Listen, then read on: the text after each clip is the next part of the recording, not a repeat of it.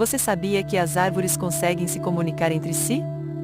Elas fazem isso por meio de uma rede subterrânea chamada Wood Wide Web. Através de fungos, elas trocam nutrientes e informações. Se uma árvore está sendo atacada por insetos, ela avisa as vizinhas para se protegerem. E mais.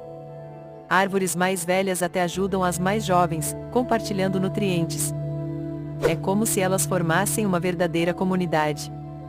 Natureza incrível, né? Gostou?